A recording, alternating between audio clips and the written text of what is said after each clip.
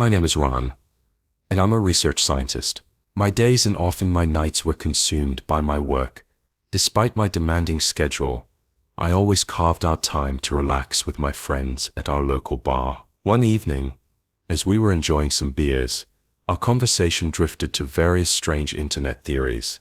That's when my friend Mike brought up a particularly unsettling challenge. He mentioned reading online that if you stare into a mirror in a dark room for long enough, your brain starts to play tricks on you, and your reflection supposedly changes.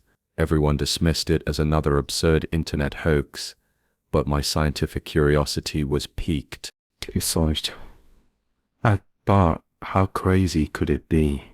I should test it for science. I had no idea that this little experiment was about to show me the most terrifying thing I would ever see. Next day I bought a big full-length mirror and put it in my home office. That very night, I started at exactly midnight.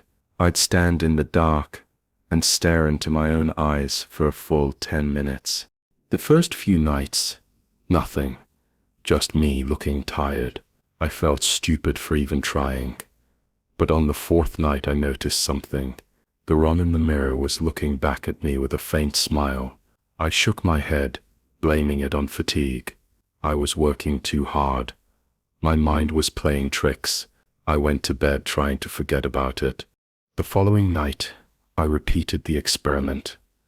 This time, Mirror Ron undeniably smiled, not an illusion, but a deliberate chilling grin that sent shivers down my spine. I was genuinely terrified. My trembling fingers reached out and touched the cold glass, meeting his hand perfectly. Yet his smile remained, and his eyes appeared vacant and hollow. The next day, I confided in my friend Ben, a psychologist, explaining everything. He cautioned, "Listen, Ron, it's either self-hypnosis or a paranoid episode brought on by sleep deprivation. You have to stop. You're risking psychosis."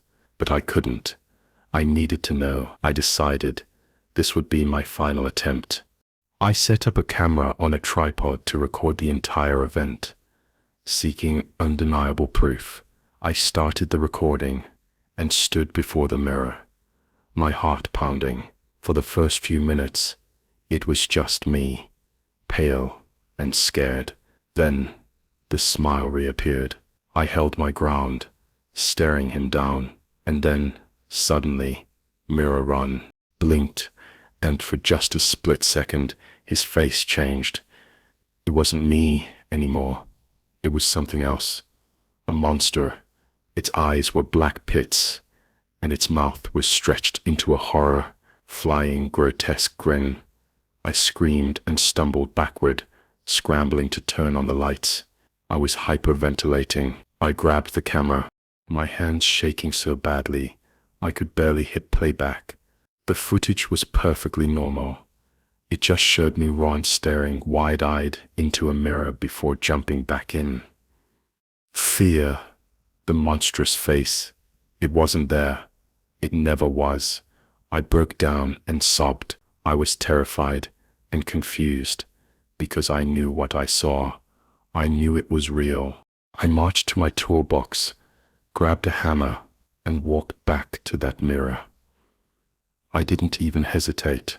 I swung with all my might and shattered the glass into 1,000 pieces. I never told anyone else about it. I let Ben believe his diagnosis was right, that it was just stress and paranoia. It's easier for people to believe that. But what I saw in that mirror, that was real. And even though the glass is gone, that thing's face, it's still there. It's in my dreams, and I know deep down it's not gone.